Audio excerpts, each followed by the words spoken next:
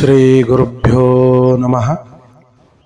ಗುರುಬ್ರಹ್ಮ ಗುರುವಿಷ್ಣು ಗುರುದೇವೋ ಮಹೇಶ್ವರಃ.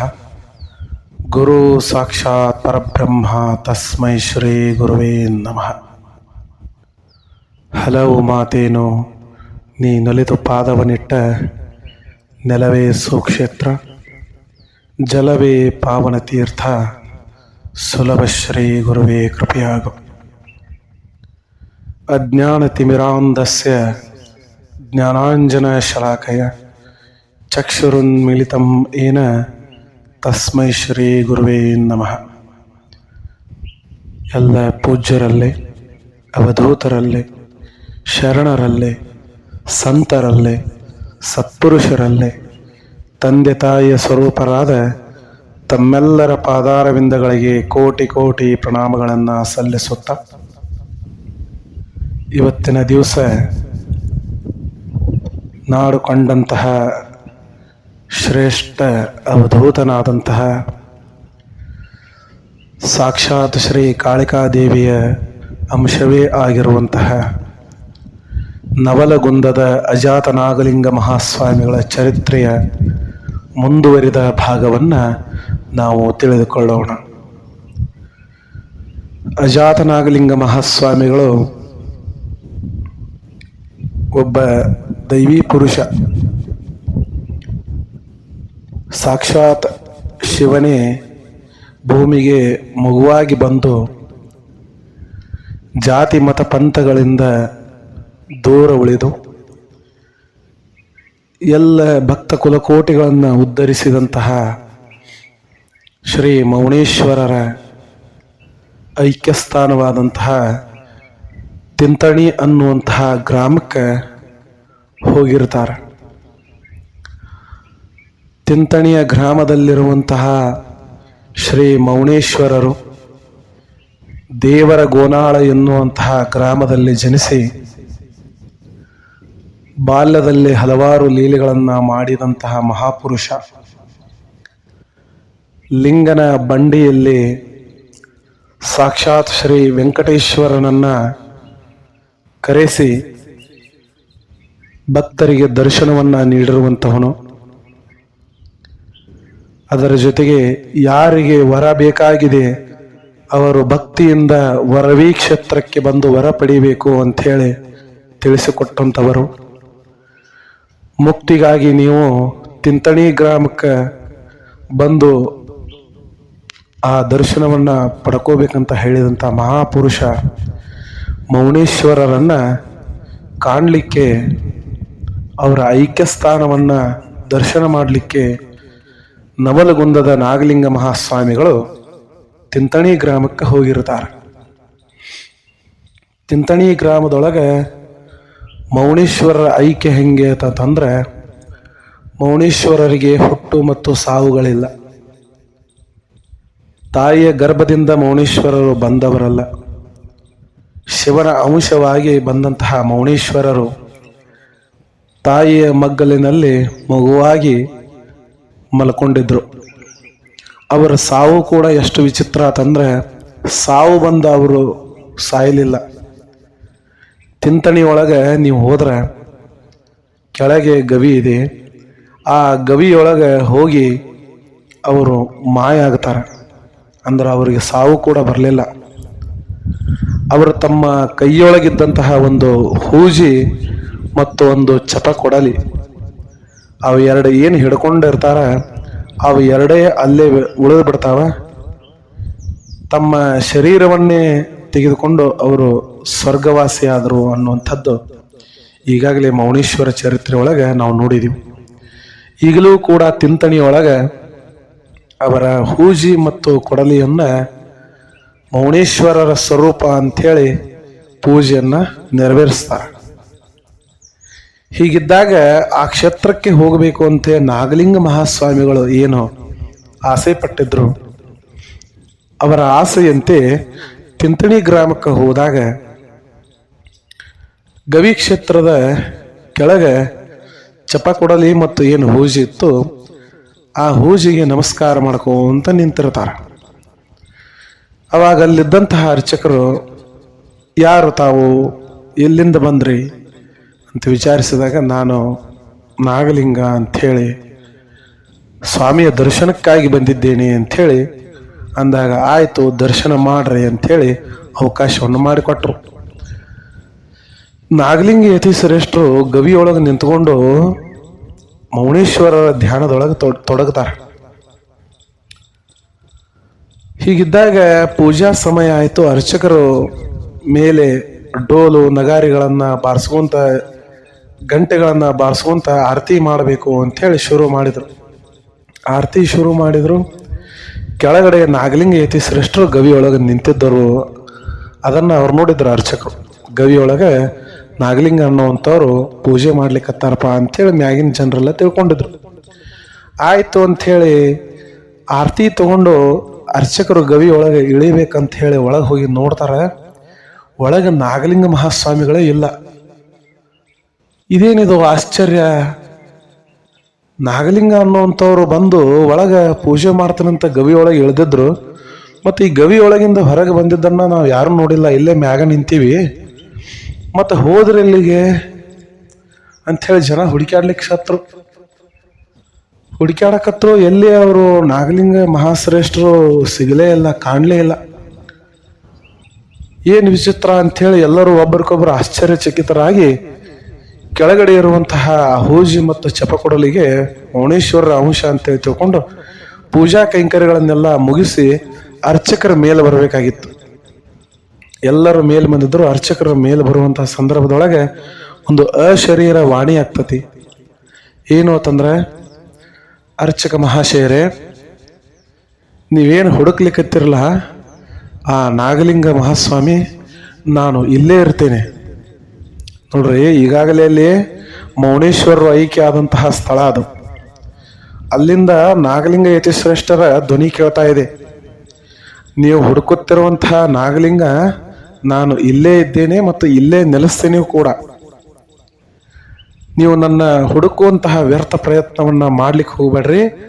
ದಿನನಿತ್ಯ ನೀವೇನು ಪೂಜೆ ಮಾಡ್ತೀರಿ, ಪೂಜೆ ಆಗುವಂತಹ ಸಂದರ್ಭದಲ್ಲಿ ನೈವೇದ್ಯವನ್ನು ಇಡುವ ಸಂದರ್ಭದೊಳಗೆ ನನಗೂ ಕೂಡ ನೈವೇದ್ಯವನ್ನು ಇಡಬೇಕು, ನನಗೆ ಹಸು ಆಗ್ತೈತಿ ಅಂಥೇಳಿ ನಾಗಲಿಂಗ ಮಹಾಸ್ವಾಮಿಗಳು ಕೇಳ್ಕೊಂಡಾಗ ಅರ್ಚಕರು ಮತ್ತು ಅಲ್ಲಿದ್ದಂಥ ಜನ ಎಲ್ಲ ಮೂಕ ವಿಸ್ಮಿತರಾಗಿ, ಸಾಕ್ಷಾತ್ ಮೌನೇಶ್ವರರ ಅಂಶವೇ ನಾಗಲಿಂಗ ಯತಿಶ್ರೇಷ್ಠರು, ಮೌನೇಶ್ವರರ ದರ್ಶನ ಅಂತೂ ನಮಗಾಗಲಿಲ್ಲ, ಆದ್ರೆ ನಾಗಲಿಂಗ ಯತಿಶ್ರೇಷ್ಠರನ್ನ ನೋಡುವಂಥ ಭಾಗ್ಯ ಸಿಕ್ತು ಅಂಥೇಳಿ ನಾಗಲಿಂಗ ಯತಿಶ್ರೇಷ್ಠರನ್ನ ಕೊಂಡಾಡ್ಲಿಕ್ಕೆ ಶುರು ಮಾಡಿದರು. ನೋಡ್ರಿ, ಮೌನೇಶ್ವರರು ಶಿವನ ಅವತಾರಿ, ನಾಗಲಿಂಗ ಯತಿಶ್ರೇಷ್ಠರು ಕಾಳಿಕಾದೇವಿ ಅವತಾರ, ಸಾಕ್ಷಾತ್ ಪಾರ್ವತಿಯ ಅವತಾರ. ಶಿವ ಪಾರ್ವತಿಯರ ವಾಸಸ್ಥಾನ ಎಲ್ಲಿ ಅಂತಂದ್ರೆ ಅದು ತಿಂತಣಿ ಕ್ಷೇತ್ರ. ಅದು ಬಹಳಷ್ಟು ಜನರಿಗೆ, ವಿಶ್ವಕರ್ಮರಿಗೂ ಕೂಡ ಗೊತ್ತಿಲ್ಲ. ಕೇವಲ ತಿಂತಣಿ ಮೌನೇಶ್ವರರು ಮಾತ್ರ ಅಲ್ಲಿಲ್ಲ, ಅವರ ಜೊತೆ ನಾಗಲಿಂಗ ಯತಿಶ್ರೇಷ್ಠರು ಕೂಡ ಅಲ್ಲೇ ನೆಲೆಸ್ತೀನಿ ಅನ್ನುವಂತಹ ಮಾತನ್ನ ಆವಾಗ ನಾಗಲಿಂಗ ಯತಿಶ್ರೇಷ್ಠರು ಹೇಳಿದ್ದಾರೆ. ಒಮ್ಮೆ ನೀವು ತಿಂತಣಿ ಕ್ಷೇತ್ರಕ್ಕೆ ದರ್ಶನ ಕೊಟ್ಟಿದ್ದೇ ಆದರೆ ಅಲ್ಲಿ ಶಿವನನ್ನೂ ನೋಡಬಹುದು, ತಾಯಿ ಪಾರ್ವತಿ ಕಾಳಿಕಾದೇವಿಯನ್ನೂ ಕೂಡ ಅಲ್ಲಿ ಅವರ ಆಶೀರ್ವಾದಕ್ಕೆ ಪಾತ್ರರಾಗಬಹುದು. ಅಂತಹ ಪುಣ್ಯಕ್ಷೇತ್ರ ಯಾವುದು ಅಂತಂದ್ರೆ ಅದು ತಿಂತಣಿ ಕ್ಷೇತ್ರ, ಕೃಷ್ಣಾ ನದಿಯ ತಟದಲ್ಲಿರುವಂತಹ ಕ್ಷೇತ್ರ ಅಂಥೇಳಿ ನಾನು ಈ ಸಂದರ್ಭದಲ್ಲಿ ಹೇಳಬಲ್ಲೆ. ನೋಡ್ರಿ, ಸುಮಾರು 2-3 ದಿವಸಗಟ್ಟಲೆ ಇದು ಕಳೀತು. ಪೂಜೆ ಸಂದರ್ಭದಲ್ಲಿ ಅರ್ಚಕರು ಪೂಜೆ ಮಾಡಿ ಬರ್ತಿದ್ರು, ಪ್ರಸಾದವನ್ನ ಎರಡೆರಡು ಇಡ್ತಿದ್ರು. ನಾಗಲಿಂಗ ಯತಿಶ್ರೇಷ್ಠರು ಪ್ರಸಾದವನ್ನ ಸ್ವೀಕಾರ ಮಾಡ್ತಿದ್ರು ಒಳಗೆ. ಅದು ಯಾವ ರೀತಿ ಸ್ವೀಕಾರ ಮಾಡ್ತಿದ್ರು, ಹೆಂಗೆ ಬರ್ತಿದ್ರು ಏನೋ ಸ್ವೀಕಾರ ಮಾಡ್ತಿದ್ರು. ಒಂದು ದಿವಸ ಅರ್ಚಕರ ಪೂಜೆಗೆ ಹೋಗೋ ಸಂದರ್ಭದಲ್ಲಿ ಮತ್ತೆ ಗವಿಯೊಳಗ ನಾಗಲಿಂಗ ಯತಿಶ್ರೇಷ್ಠರು ಪ್ರತ್ಯಕ್ಷ ಆಗಿ, ನಾನು ಮುಂದಿನ ಕ್ಷೇತ್ರಕ್ಕೆ ದರ್ಶನಕ್ಕೆ ಹೋಗೋನಿದ್ದೇನೆ, ನೀವೇನ ಚಿಂತೆ ಮಾಡ್ಲಿಕ್ಕೆ ಹೋಗಬೇಡ್ರಿ, ನನ್ನ ಅಂಶವನ್ನ ಇಲ್ಲಿ ಬಿಟ್ಟು ಹೋಗಿರ್ತೀನಿ, ಸ್ವತಃ ಮೌನೇಶ್ವರರ ಜೊತೆ ನಾನು ಕೂಡ ಇಲ್ಲೇ ಇರ್ತೇನೆ, ನಾನು ಲಿಂಗನ ಬಂಡಿಗೆ ಹೋಗ್ಬೇಕಾಗಿದೆ. ಸಾಕ್ಷಾತ್ ವೆಂಕಟೇಶ್ವರನನ್ನ ಧರೆಗಳಿಸಿರುವಂತಹ ಮೌನೇಶ್ವರರು ಏನು ಧರೆಗಳಿಸಿದಾರ, ಆ ವೆಂಕಟೇಶ್ವರನ ದರ್ಶನವನ್ನ ಮಾಡಿ ಬರ್ತೀನಿ ಅಂತ ಹೇಳಿ ನಾಗಲಿಂಗ ಯತಿಶ್ರೇಷ್ಠರು ಆ ಗವಿಯಿಂದ ಎದ್ದು ಹೊರಗೆ ಬಂದು ಎಲ್ಲ ಜನರಿಗೆ ಆಶೀರ್ವಾದವನ್ನ ಮಾಡಿ ಲಿಂಗನಬಂಡಿ ಅನ್ನುವಂಥ ಕ್ಷೇತ್ರಕ್ಕೆ ಹೋಗ್ತಾರ.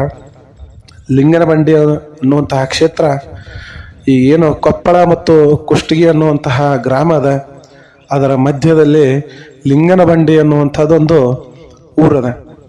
ಬಂಡೆಗಳಿಂದ ಕೂಡಿರುವಂತಹ ಗ್ರಾಮ, ಬಹಳ ಪವಿತ್ರವಾದ ಕ್ಷೇತ್ರ ಅದು. ಆ ಕ್ಷೇತ್ರದಲ್ಲಿ ಮೌನೇಶ್ವರರು ತಿರುಪತಿಯಲ್ಲಿ ನೆಲೆಸಿರುವಂತಹ ಶ್ರೀ ವೆಂಕಟೇಶ್ವರನನ್ನ ತಂದು ಅಲ್ಲಿ ಜನರಿಗೆ ದರ್ಶನ ಮಾಡುವಂಗೆ ಆಜ್ಞೆ ಕೊಟ್ಟಿದ್ರು. ಅಂತಹ ಕ್ಷೇತ್ರಕ್ಕೆ ನವಲಗುಂದದ ನಾಗಲಿಂಗ ಮಹಾಸ್ವಾಮಿಗಳು ಹೆಜ್ಜೆ ಹಾಕ್ತಾರೆ. ಹೆಜ್ಜೆ ಹಾಕಿ ಆ ಲಿಂಗನಬಂಡಿ ಎಲ್ಲ ಕ್ಷೇತ್ರವನ್ನ ನೋಡ್ಕೊಂಡ್ರು. ಅಲ್ಲಿ ಲಿಂಗನಬಂಡಿಯೊಳಗೆ ಮ್ಯಾಗ ಮೌನೇಶ್ವರರ ದೇವಸ್ಥಾನ ಇದೆ, ಅದನ್ನ ವೀಕ್ಷಣೆ ಮಾಡಿಕೊಂಡ್ರು. ವೆಂಕಟೇಶ್ವರನ ದರ್ಶನವನ್ನ ಮಾಡಿಕೊಂಡ್ರು. ವಿಶ್ವಕರ್ಮರಿಗೆ ಪಂಚಾಳರಿಗೆ ಪ್ರಸಾದವನ್ನ ಮಾಡಿರುವಂತಹ ಅಕ್ಷಯ ಪಾತ್ರೆಯ ಒಂದು ಅಲ್ಲಿ ಅದ. ಆ ಅಕ್ಷಯ ಪಾತ್ರೆ ಅಂದ್ರೆ ಕಲ್ಲು ಬಂಡೆಯ ಮೇಲೆ ಒಂದು ಜಾಗವನ್ನ ಮಾಡಿರ್ತಾರೆ ಮೌನೇಶ್ವರರು, ಅದಕ್ಕೆ ಅಕ್ಷಯ ಪಾತ್ರೆ ಅಂತ ಕರೀತಾರೆ. ಆ ಅಕ್ಷಯ ಪಾತ್ರೆಯ ದರ್ಶನವನ್ನ ಮಾಡಿಕೊಂಡು ಅದಕ್ಕೆ ನಮಸ್ಕಾರ ಮಾಡಿ ಆ ಲಿಂಗನ ಬಂಡಿ ಅಂದ್ರೆ ಬಂಡೆಗಲ್ಲು ಏನದ ಆ ಬಂಡೆಗಲ್ಲ ಮೇಲಿಂದ ಕೆಳಗಿಳಿದು ಬರ್ತಾರೆ. ಹೀಗೆ ಬರುವಂತ ಸಂದರ್ಭದಲ್ಲಿ ಅಲ್ಲೊಂದು ಮನೆ ಕಾಣಿಸ್ತದೆ. ಅದು ಯಾರ ಮನೆ ಅಂತಂದ್ರ ದುರ್ಗಮ್ಮ ಅನ್ನುವಂತಹ ಒಬ್ಬ ಮಹಿಳೆಯ ಮನೆ. ದುರ್ಗಮ್ಮನ ಮನೆ ನೋಡ್ರಿ ಬಹಳ ಬಡತನದಿಂದ ಕೂಡಿದ ಮನೆಯಾಗಿತ್ತು. ನಾಗಲಿಂಗ ಯತಿಶ್ರೇಷ್ಠರ ಬಗ್ಗೆ ಹೇಳಬೇಕು ಅಂತಂದ್ರೆ ಈಗಾಗಲೇ ಅವರ ಇತಿಹಾಸದೊಳಗೆ ನಾನು ಹೇಳಿದ್ದೀನಿ. ಅವ್ರಿಗೆ ಯಾರ ಮನೆಗೆ ಹೋಗಬೇಕು ಅನ್ನೋದು ಸ್ವತಃ ಅವರಿಗೂ ಕೂಡ ಏನು ಗೊತ್ತಿರ್ತಿತ್ತೋ ಇಲ್ಲೋ ಏನೋ, ತಮಗೆ ಮನಸ್ಸಿಗೆ ಯಾವ ಮನೆಗೆ ಹೋಗ್ಬೇಕು ಅನಿಸ್ತದ ಅವ್ರ ಮನೆಗೆ ಹೋಗಿಬಿಡವರು. ಹಂಗೆ ದುರ್ಗಮ್ಮನ ಮನೆಯೊಳಗೆ ಹೋಗಿಬಿಟ್ರು. ಅದು ಯಾರ ಮನೆ, ಅದು ಯಾವ ಜಾತಿ ಮನೆ, ಅದೇನು ಯತಿಗಳಿಗೆ ಅದು ವಿಚಾರ ಇರುವುದಿಲ್ಲ. ತಮಗೆ ಯಾವ ಮನೆಗೆ ಹೋಗಂಗೆ ಅನಿಸ್ತೋ ಆ ಮನೆಗೆ ಹೋಗಿಬಿಡವ್ರು ಅವರು. ಹೀಗಿದ್ದಾಗ ದುರ್ಗಮ್ಮನ ಮನೆಯೊಳಗೆ ಹೋದ್ರು. ಹೋಗಿ ಯವ್ವ ಯಾರದಿರಿ ಮನೆಯೊಳಗೆ, ನನಗೆ ಸ್ವಲ್ಪ ಹಸಿವಾಗೈತಿ, ಊಟಕ್ಕೆ ಏನಾದರೂ ಹಾಕ್ತೀರೇನೋ ನನಗೆ ಅಂಥೇಳಿ ಮನೆ ಬಾಗಿಲೊಳಗೆ ನಿಂತು ಕೇಳ್ತಾರೆ. ದುರ್ಗಮ್ಮ ಮಹಾ ಸಾಧ್ವಿ. ಸಾಧ್ವಿ ಜನ ಹೆಂಗ ಅಂತಂದ್ರೆ ಮನೆಯ ಬಾಗಿಲೊಳಗೆ ಯಾರೇ ಬಂದು ನಿಲ್ಲಿ ಅತಿಥಿ ದೇವೋ ಭವ ಅನ್ನುವಂಥದ್ದು ನಮ್ಮ ಭಾರತದ ಸಂಸ್ಕೃತಿ. ಆ ಸಂಸ್ಕೃತಿಗೆ ಅನುಗುಣವಾಗಿ ಯತಿಶ್ರೇಷ್ಠರು ಬಂದಾರ ಬಾಗಿಲೊಳಗೆ ತಂದ್ರೆ ಅದರ ಆತಿಥ್ಯದಿಂದ ಕರಿಬೇಕಾಗ್ತದೆ. ಅದಷ್ಟೇ ಅಲ್ಲ, ಇವತ್ತು ಯಾವ ಒಬ್ಬ ನಮಗೆ ಆಗಲಾರದ ಶತ್ರು ಕೂಡ ಇದ್ರು ಮನೆಯ ಬಾಗಿಲಿಗೆ ಅವ ಬಂದಾನಂದ್ರೆ ಒಳಗೆ ಬಾ ಅನ್ನೋದು ನಮ್ಮ ಭಾರತೀಯ ಸಂಸ್ಕೃತಿ. ಮಾತೃದೇವೋ ಭವ, ಪಿತೃದೇವೋ ಭವ, ಅತಿಥಿ ದೇವೋ ಭವ, ಆಚಾರ್ಯ ದೇವೋ ಭವ. ಎಲ್ಲರನ್ನ ನಾವು ದೇವರಂತ ಕಾಣಬೇಕು ಅನ್ನೋದು ನಮ್ಮ ಪದ್ಧತಿ. ಹೀಗಿದ್ದಾಗ ಯಾರು ತಂದೆ ನೀನು, ಒಳಗೆ ಬಾ, ಹಸಿವು ಅಂಥೇಳಿ ಬಂದ್ರೆ ಹೊಳ್ಳಿ ಕಳಿಸುವಷ್ಟು ಕಟುಕಿ ನಾನಲ್ಲ, ಬಾ ತಂದೆ ಒಳಗೆ ಬಾ, ಒಂದು ತುತ್ತ ಯಾಕ ಹೊಟ್ಟೆ ತುಂಬ ಊಟ ಮಾಡಕ್ಕೆ ಬಾ ಒಳಗೆ ಅಂತ ಹೇಳಿ ಆ ದುರ್ಗಮ್ಮ ಒಳಗೆ ಕರೆದ್ರು. ನಾಗಲಿಂಗ ಯತಿಶ್ರೇಷ್ಠರಿಗೆ ಮಣೆ ಹಾಕಿದಳು. ಎಲ್ಲ ಕೈಕಾಲು ತಕ್ಕೊಲಿಕ್ಕೆ ಎಲ್ಲ ಕೊಟ್ಟಿದ್ದಳು. ಕೈಕಾಲೆಲ್ಲ ತೊಳ್ಕೊಂಡು ಮಾಡಿ ಯತಿಶ್ರೇಷ್ಠರು ಬಂದು ಮನೆ ಮೇಲೆ ಕುಂತ್ಕೊಂಡ್ರು. ಯವ್ವ ನನಗೆ ಹಸು ಆಗೈತಿ, ಮತ್ತೇನೋ ರೊಟ್ಟಿ ಮಾಡಕತ್ತಿದ್ದಿ, ನನಗೆ ಸಪ್ಪಳ ಕೇಳಿಸ್ತು, ಅದಕ್ಕೆ ಬಂದಿನಿ ನೋಡವ, ನನಗೆ ಬಿಸಿ ಬಿಸಿ ರೊಟ್ಟಿ ಮಾಡ್ತೀಯೇನು ಅಂಥೇಳಿ ನಾಗಲಿಂಗ ಯತಿಶ್ರೇಷ್ಠರು ಹೆಂಗೆ ಕೇಳಲಿಕ್ಕತ್ತಾರ ನೋಡ್ರಿ. ಸಾಕ್ಷಾತ್ ಮಗು ಹೆಂಗೆ ತಾಯಿನ ಕೇಳ್ತದಲ್ಲ ಹಂಗೆ ಕೇಳಲಿಕ್ಕತ್ತಾರ. ದೇವರ ಸ್ವರೂಪವಾದಂತಹ ಆ ಭಗವಂತ ನೋಡ್ರಿ ಯಾರದೋ ಮನ್ಯಾಗ ಹೊಕ್ಕಾನ, ಯಾರನ್ನೋ ತಾಯಿ ಅಂತ ಹೇಳಿ ಕರೀಲಿಕ್ಕತ್ತಾನ. ಅದು ಎಂತಹ ಭಾವ ಇರಬೇಕು ಆ ನಾಗಲಿಂಗ ಯತಿಶ್ರೇಷ್ಠರಲ್ಲಿ. ಅವಾಗ ದುರ್ಗಮ್ಮ ಅಂದ್ಲು, ಯಪ್ಪ ತಂದೆ, ನಿನಗೆ ಮಾಡಿ ಹಾಕಲ್ದ ನಾ ಯಾರಿಗೆ ಮಾಡ್ಲಿಪ್ಪ, ತಗೋ ತಿನ್ನು, ಬಿಸಿ ಬಿಸಿ ರೊಟ್ಟಿ ಮಾಡೀನಿ, ತಗೋ ತಿನ್ನು ಅಂತಂದಾಗ ತಾಟ ಒಳಗೆ ರೊಟ್ಟಿ ಹಾಕೊಂಡು ಬಂದ್ಲು. ನಾಗಲಿಂಗ ಯತಿಶ್ರೇಷ್ಠರು ನೋಡ್ರಿ ನನಗೆ ಸ್ವಲ್ಪ ಗಟ್ಟಿ ತುಪ್ಪ ಇತ್ತಂದ್ರೆ ಹಾಕು ಅಂದ್ರು. ಗಟ್ಟಿ ತುಪ್ಪ ಇದ್ರೆ ಹಾಕು ಅಂದಾಗ ಆಯ್ತಪ್ಪ ತಗೊಂಡು ಬರ್ತೀನಿ ಅಂಥೇಳಿ ಒಳಗೆ ಹೋಗಿ ಮತ್ತೆ ಗಟ್ಟಿಯಾದಂತಹ ತುಪ್ಪವನ್ನು ತಂದು ಆ ರೊಟ್ಟಿ ಮೇಲೆ ಹಾಕಿ ಎಲ್ಲ ತುಪ್ಪವನ್ನು ಸವರ್ಕೋಂತ ರೊಟ್ಟಿ ಒಂದು 2 ತುತ್ತು ತಿಂದರು. ಮತ್ತು ನನಗೆ ಬೆಲ್ಲ ತಿನ್ನಂಗಾಗೈತಿ. ಹೌದಾಯಪ್ಪ, ನಿಂಗೆ ಬೆಲ್ಲ ತಿನ್ನಂಗಾಗೈತೆ, ಸರಿ ಆಯ್ತು ತರ್ತೀನಿ ಅಂಥೇಳಿ ಮತ್ತೆ ಒಳಗೆ ಹೋಗಿ ತಾಯಿ ಬೆಲ್ಲ ತಂದಿಟ್ಟಳು. ಆ ರೊಟ್ಟಿ ತುಪ್ಪ ಬೆಲ್ಲ ಅವನ್ನೆಲ್ಲ ಸ್ವಲ್ಪ 2 ತುತ್ತು, ಅದನ್ನ 2 ತುತ್ತು ತಿನ್ನೋ ತಡ ಅಲ್ಲ. ನನಗೆ ರೊಟ್ಟಿ ಬೆಲ್ಲ ತುಪ್ಪ ಬ್ಯಾಡ ಅನ್ಸ್ಲಿಕ್ಕತ್ತದ, ನನಗೆ ಬಿಸಿ ಬಿಸಿ ಅನ್ನ ಮಾಡ್ತೀಯನು? ಹಾ, ಅನ್ನ ಐತೆ ಅಪ್ಪ, ಬಿಸಿದು ಮಾಡತೀನಿ, ತಂದು ಹಾಕ್ತೀನಿ ಅಂತ. ಸರಿ ಆಯಿತು ಅಂಥೇಳಿ ಮಹಾತಾಯಿ ಒಳಗೆ ಹೋದ್ಲು. ಬಿಸಿ ಬಿಸಿ ಅನ್ನ ಇತ್ತು. ಅನ್ನ ತಂದ ಮತ್ತೊಂದು ತಾಟ ಒಳಗೆ ಇಟ್ಲು. ಅನ್ನ ತಿನ್ನಪ್ಪ, ಬಿಸಿ ಬಿಸಿ ಅನ್ನ ಇದೆ. ಅನ್ನದೊಳಗೆ ನನಗೆ ಭಾಳ ತಿಳಿಯಾದ ತುಪ್ಪ ಬೇಕಾಗೈತಿ, ತಿಳಿ ತುಪ್ಪ ತಗೊಂಡು ಬರೋಗು ಅಂಥೇಳಿ ಅಂದ್ರು.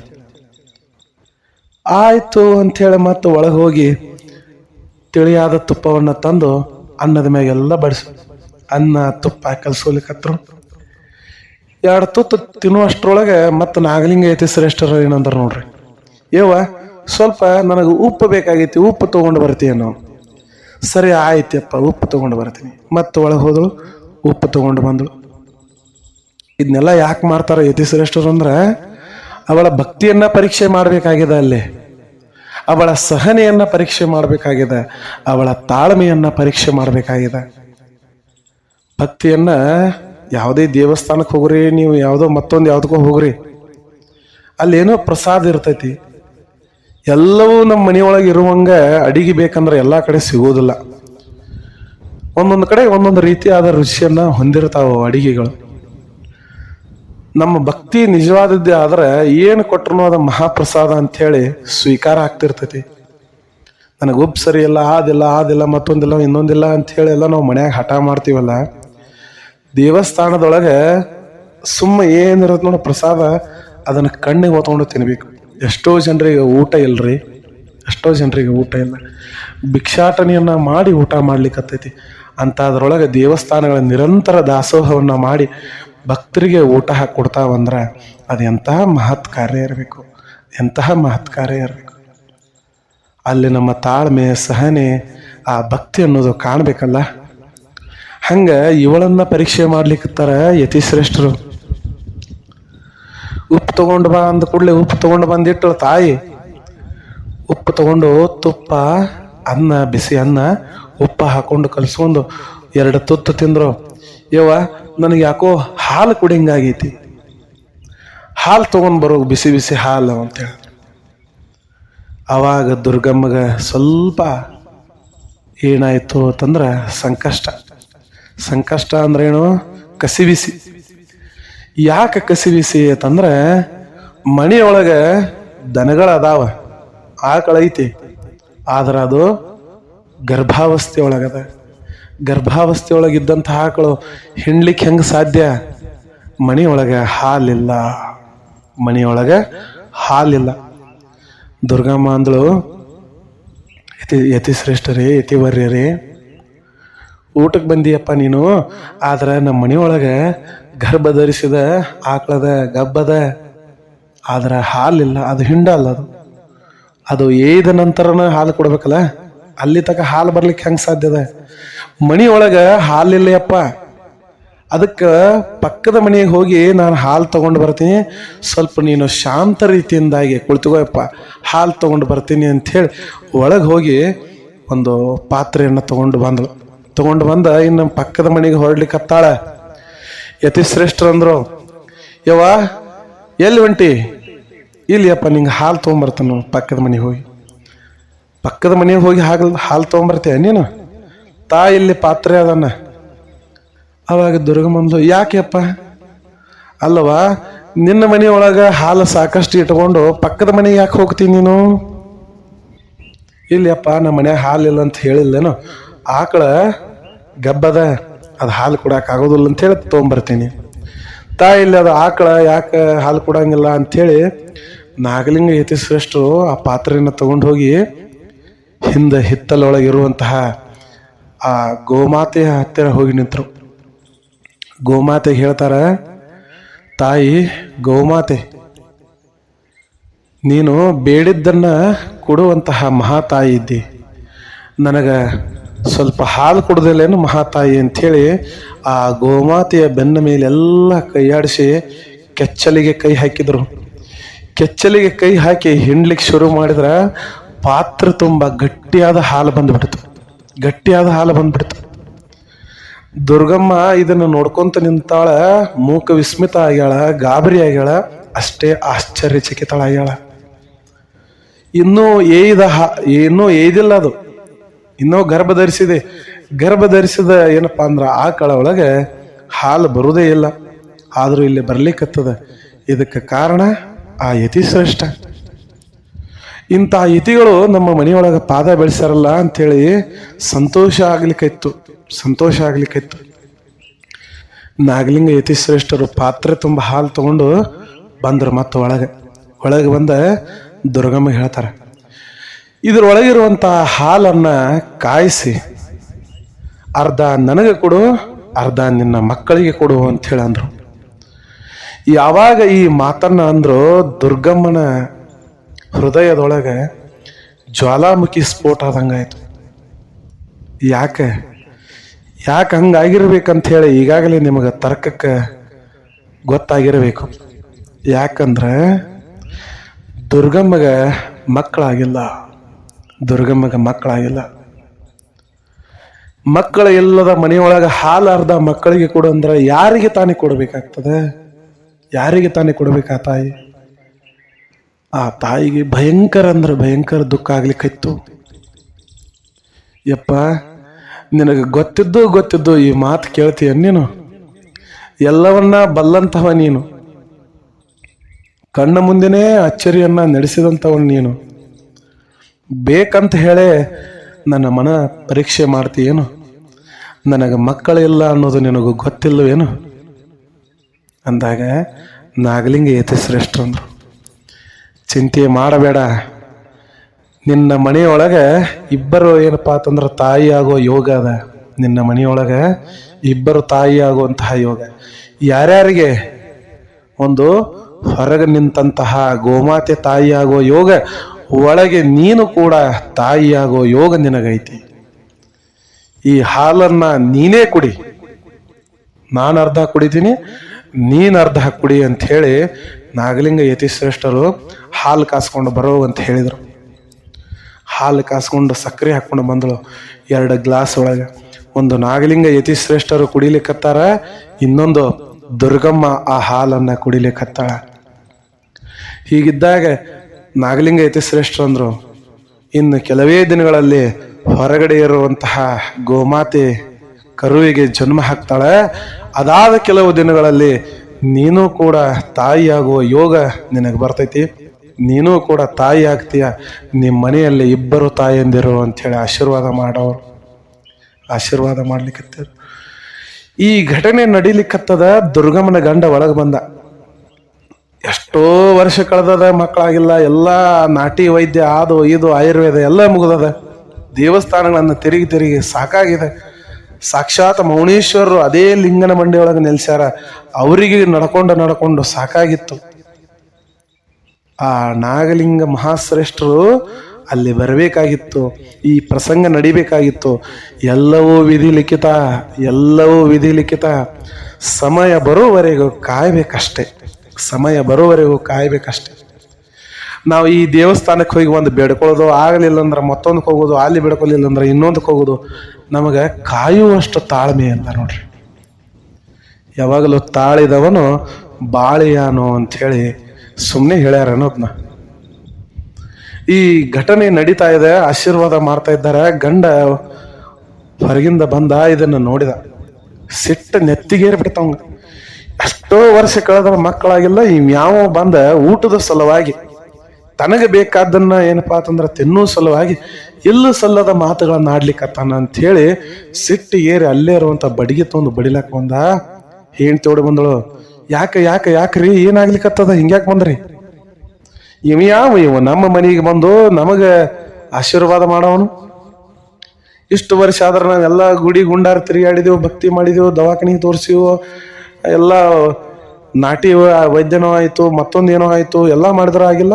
ಇವು ಬಂದು ಹೇಳ್ರೆ ಆಗ್ತೈತೇನು? ಅವಾಗ ಹೇಳ್ತಂದಳು, ಹಾಗೆಲ್ಲ ಅನ್ಲಿಕ್ಕೆ ಹೋಗ್ಬೇಡ್ರಿ, ಅವರು ಭಾಳ ಶ್ರೇಷ್ಠ ವ್ಯಕ್ತಿಗಳಿದ್ದಾರೆ. ಕಣ್ಣ ಮುಂದನ ಒಂದು ಪವಾಡ ಆಯಿತು, ನಾನೇ ನೋಡಿದ್ದೀನಿ. ಅವ್ರನ್ನ ನೀವು ನಿಂದಿಸೋದು ತಪ್ಪಾಗತೈತಿ. ಮತ್ತೆ ನಿಂದಿಸಿ ಮತ್ತಷ್ಟು ಶಿಕ್ಷೆಗೆ ಅರ್ಹರಾಗಬೇಡ್ರಿ, ಅವ್ರನ್ನ ಕ್ಷಮಾಪಣೆ ಕೇಳ್ರಿ ಅಂಥೇಳಿ ಗಂಡಗೆ ಬುದ್ಧಿ ಹೇಳು. ಆದರೆ ಗಂಡ ಅವನ ಬುದ್ಧಿಗೆ ಅದು ನೆಲಕ್ತಾ ಇಲ್ಲ. ಅವ ಕ್ರೋಧದೊಳಗದಾನ. ಆದಷ್ಟು ಎಷ್ಟು ತಡಿಬೇಕಲ್ಲ ಅಷ್ಟು ತಡೆದು ನಾಗಲಿಂಗ ಯತಿಶ್ರೇಷ್ಠರ ಪಾದದ ಮ್ಯಾಗ ಬಿದ್ದ ಗೋಳೋ ಅಂತ ಹತ್ತಳು. ಯಪ್ಪ, ನನ್ನ ಪತಿದೇವ, ನನ್ನ ಗಂಡ ಏನೋ ತಿಳಿಯದೆ ತಪ್ಪು ನುಡಿದು ಬಿಟ್ಟಾನ. ನೀ ಅವನ ಮಾತನ್ನ ಹೊಟ್ಟೆ ಹಾಕೋಬೇಡಪ್ಪ ಯಪ್ಪ. ಕರುಣಾಳು, ದಯಾಳು, ದೀನ ಬಂಧು ಆದಂತಹ ನೀನು ಅವರ ತಪ್ಪನ್ನ ಕ್ಷಮಿಸಿ ನನಗೆ ಮಾತೃ ಭಾಗ್ಯವನ್ನ ಕಲ್ಪಿಸು ತಂದೆ ಅಂಥೇಳಿ ಕಾಲ ಮ್ಯಾಗ ಬಿದ್ದಳು. ನಾಗಲಿಂಗ ಯತಿಶ್ರೇಷ್ಠರು ತಾಯಿ ಹೃದಯ ಉಳ್ಳವರು. ಯವ್ವ, ನೀನು ಚಿಂತೆ ಮಾಡಕ್ಕೆ ಹೋಗ್ಬೇಡ.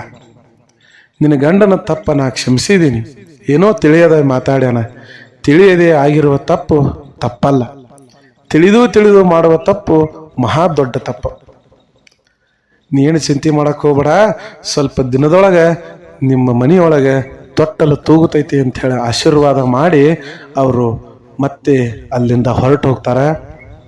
ದಿನ ಕಳೆದಂತೆ ದುರ್ಗಮ್ಮಗೂ ಕೂಡ ಅವರು ಹೇಳಿದಂತೆ ಆ ತಾಯಿಯಾಗುವಂತಹ ಭಾಗ್ಯ ಸಿಕ್ತು.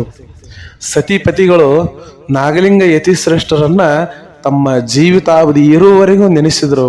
ಅಲ್ಲೇ ತಿಂತಣಿಯೊಳಗೆ ಮೌನೇಶ್ವರ ಏನು ನೆಲೆಸಿರುವಂತಹ ಪ್ರದೇಶ ಇತ್ತು, ಅದಕ್ಕೂ ನಡ್ಕೊಂಡ್ರು. ಸಾಕ್ಷಾತ್ ತಿರುಪತಿ ವೆಂಕಟೇಶ್ವರ ನೆಲೆಸಿರುವಂತಹ ಲಿಂಗನ ಬಂಡಿಯೊಳಗೆ ಅವರು ಬಾಳಿ ಬದುಕಿದ್ರು. ಇಂಥ ಹಲವಾರು ಲೀಲೆಗಳನ್ನ ನಾಗಲಿಂಗ ಯತಿಶ್ರೇಷ್ಠರು ಭಾಳ ಚಂದ ಮಾಡ್ಯಾರ. ಕೆಲವೊಂದು ಕಡೆ ಬಡಿಸ್ಕೊಂಡಾರ ಸಹ, ಕೆಲವೊಂದು ಕಡೆ ಜನರಿಂದ ಕಲ್ಲನ್ನು ಕೂಡ ಒಗಸ್ಕೊಂಡಾರ.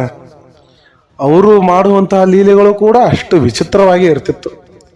ಸ್ವತಃ ಅವರು ಒಂದು ಹುಚ್ಚನ ರೀತಿಯೊಳಗೆ ಇರ್ತಿದ್ರು. ಕಣ್ಣಿನೊಳಗೆ ಅಷ್ಟೇ ಕ್ರೋಧಾಗ್ನಿ ಇರ್ತಿತ್ತು. ಜನ ಇವ್ರನ್ನ ನೋಡಿ ಹೆದರ್ತಿದ್ರು ಕೂಡ. ಇಂತಹ ನಾಗಲಿಂಗ ಯತಿಶ್ರೇಷ್ಠರು ನಮ್ಮ ನಾಡಿನೊಳಗೆ ಆಗಿ ಹೋಗ್ಯಾರ. ನವಲಗುಂದದೊಳಗೆ ಅವರು ನೆಲೆಸ್ಯಾರ. ಅಷ್ಟೇ ಅಲ್ಲದೆ ತಿಂತಣಿ ಭಾಗದೊಳಗೆ ಮೌನೇಶ್ವರರ ಜೊತೆಯಾಗಿ ಶ್ರೀ ನಾಗಲಿಂಗ ಯತಿಶ್ರೇಷ್ಠರ ಅಂಶವು ಅಲ್ಲಿ ಇದೆ. ಬಂದಂಥವರಿಗೆ ಅವರು ಯಾವಾಗಲೂ ಅಭಯ ಹಸ್ತವನ್ನು ನೀಡ್ತಿರ್ತಾರೆ. ಅವರ ಆಶೀರ್ವಾದ ನಮಗೆ ಆಗಬೇಕಂದ್ರೆ ನಾವು ಅಷ್ಟು ಶ್ರದ್ಧಾಭಕ್ತಿ ಉಳ್ಳವರಾಗಿರಬೇಕು. ಅವರ ಆಶೀರ್ವಾದ ನನಗೆ ಮಾತ್ರ ಸಿಗೋದಲ್ಲದೆ ಈ ಲೋಕಕ್ಕೆಲ್ಲ ಸಿಗಲಿ. ತಮಗೆಲ್ಲರಿಗೂ ಯತಿಶ್ರೇಷ್ಠರ ಆಶೀರ್ವಾದ ಇರಲಿ. ಎಲ್ಲರೂ ಒಳ್ಳೆಯವರಾಗೋಣ, ಎಲ್ಲರೂ ಅವರನ್ನು ನೆನೆಸೋಣ, ಎಲ್ಲರೂ ಅವರ ಕೃಪಾಶೀರ್ವಾದಕ್ಕೆ ಪಾತ್ರರಾಗೋಣ. ಚರಿತ್ರೆಗಳನ್ನು ನಾವು ಕೇಳೋದ್ರ ಜೊತೆ ಎಲ್ಲ ನಮ್ಮ ಬಂಧು ಬಾಂಧವರಿಗೂ ಸಮಾಜಕ್ಕೂ ಈ ಚರಿತ್ರೆಗಳನ್ನು ಕೇಳಿಸುವಂಥವ್ರಾಗ್ರಿ. ಎಲ್ಲ ನೋಡ್ರಿ, ನಾವೇ ಕೇಳಿ ನಾವು ಅಷ್ಟೇ ಉದ್ಧಾರ ಆಗಬಾರ್ದು. ಈ ಕಥೆಗಳನ್ನು ಓದಿ ಅಷ್ಟೇ ತಿಳ್ಕೊಂಡ್ರೆ ಆಗ್ತಿಲ್ಲಾಗಿತ್ತೇನು? ಯಾಕೆ ಇದನ್ನು ಹೇಳಬೇಕಾಗಿತ್ತು? ನೀವು ಕೇಳ್ರಿ, ತಿಳ್ಕೋರಿ, ಅದರ ಜೊತೆ ನೀವು ಒಳ್ಳೆಯವರಾಗ್ರಿ. ನಿಮಗೂ ಗುರುವಿನ ಆಶೀರ್ವಾದ ಆಗಬೇಕು ಅನ್ನೋದು ಅಷ್ಟೇ ನನ್ನ ಉದ್ದೇಶ, ಮತ್ತೇನಿಲ್ಲ. ಎಲ್ಲರಿಗೂ ಒಳ್ಳೆಯದಾಗಲಿ. ಸರ್ವೇ ಜನಃ ಸುಖಿನೋ ಭವಂತು, ಸಕಲ ಸನ್ಮಂಗಳಾನಿ ಭವಂತು. ಮತ್ತೊಂದು ಚರಿತ್ರೆಯೊಂದಿಗೆ ನಾನು ಮತ್ತೆ ನಿಮ್ಮ ಮುಂದೆ ನಾನು ಬರ್ತೀನಿ. ಅಲ್ಲಿವರೆಗೂ ನಮಸ್ಕಾರ.